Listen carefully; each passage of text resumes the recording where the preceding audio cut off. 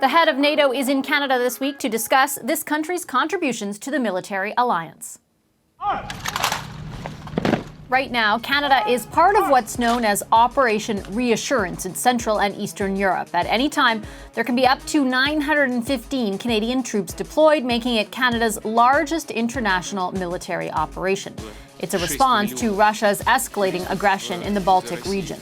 As part of that mission, Canada is leading a NATO battle group in Latvia with 540 soldiers, and Canada also helps monitor the Black Sea by air and sea.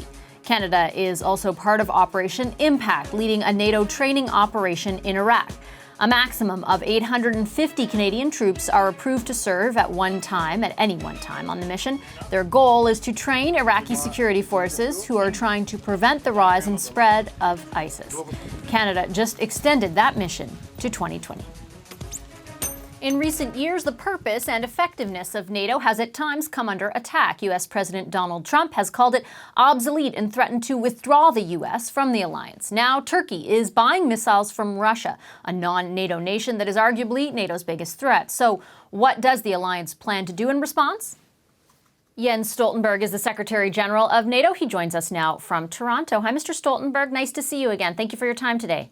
Thank you so much for having me. You said yesterday, upon meeting the Prime Minister at the base in Petawawa, that Canada has made progress in increasing defense spending, but you also asked this country to double down on those efforts. What does double down mean? So first of all, I commended Canada for making significant progress. After years of cutting defense spending, Canada has now started to increase defense spending, and Canada is also contributing to many important NATO missions and operations, leading our training mission in Iraq, leading the battle group in Latvia, contributing to our air policing in the Black Sea, and many other contributions to NATO. But of course, I expect all allies to continue to increase defense spending, and that's also the plan, because Canada has submitted a plan to NATO indicating further increase in defense spending. There was an agreement years ago among member countries to aim for that 2% of GDP spending on defense. Is that, are there any consequences, I guess, for not meeting them? And I'm not speaking sort of, we know, for example, the U.S. has criticized, the leadership of NATO has criticized countries for not meeting them. But is there any sort of tangible consequence if countries don't get to that metric? Well, this is a political agreement, and the good news is that more and more allies, or all allies, have actually started to increase, and more and more allies spend the 2% of GDP on defense. We have to remember that the pledge we made was not to reach 2% tomorrow, but to reach 2% within a decade. And in Canada, we have seen a significant increase, both in absolute numbers, but also in terms of percentage of GDP. Canada has also underlined, and I think that's right, that of course it matters how much you spend, but it's also important the output, how you spend it. And the good news is that Canada is spending money on investments in new equipment, in research and development. And Canada has also proven very able to deliver troops and forces to NATO missions and operations. I mentioned the Black Sea, Iraq, Latvia, and elsewhere. Let me ask you a more general question about the health of the alliance as it stands. Near the start of Donald Trump's presidency, he suggested that the U.S. could withdraw from the alliance. He questioned the utility of Article 5. He called member states delinquent in their defense spending. What is your assessment of sort of the U.S. perspective on NATO now? Has it changed, and has the alliance withstood that criticism, do you think? I think that the alliance has proven that we are able to deliver also on the issues which are important for the United States. And that is burden sharing, that we need fairer burden sharing in the alliance. And the good news, or the fact is that European allies and Canada are stepping up, and this is also now recognized in Washington. I met with President Trump in April, and he then recognized the progress European allies and Canada are making. Second, the US has been very clear that NATO has to do more in the fight against terrorism, and again, Canada plays a key role in training the Iraqi forces, making sure that Daesh is not able to return to Iraq and Syria. Then I think what we see is a paradox, and that is that, well, there are questions asked about the strength of the transatlantic bond, the cooperation between North America and Europe, but at the same time, North America and Europe are doing more together now than they've done for many, many years.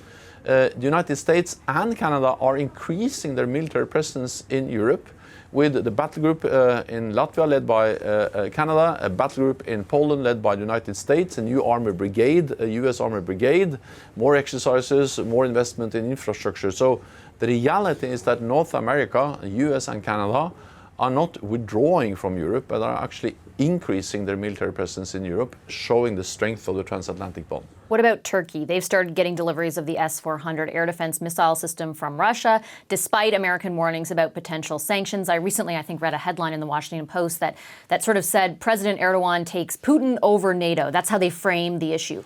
Would you agree with that assessment? I don't agree with that assessment, but I agree that the S-400 issue is a difficult issue for the alliance. It's up to each and every nation to decide what kind of equipment they acquire. At the same time, I have expressed my concern about the consequences of the Turkish decision to acquire Russian S-400 air defense system. Therefore, I also welcome the fact that there are contacts now between the United States and Turkey on the possibility of US delivery of Patriot, a US system, and also between Turkey and France and Italy on the possibility of delivering a European system called SAMP-T.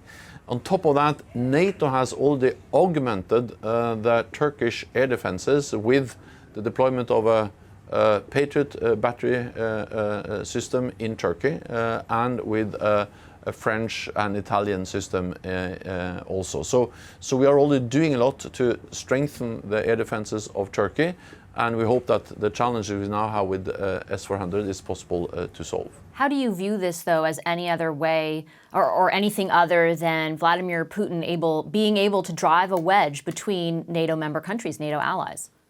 Well, as I said, this is a difficult issue for the alliance. It has been discussed several times. The last time was when we had the defense ministerial meeting in NATO in June.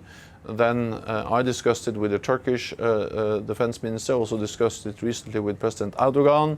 I know that President Trump and President Erdogan has discussed this issue several times.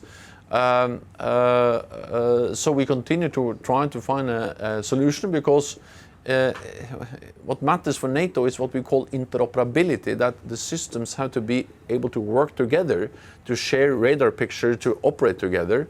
And of course, a Russian system, S-400, can never be integrated into the integrated NATO air and missile defense system. But Turkey is receiving those. They have started receiving them as of Friday. So what kind of solution is even possible? No, as I said, this is a serious and difficult issue for all of us.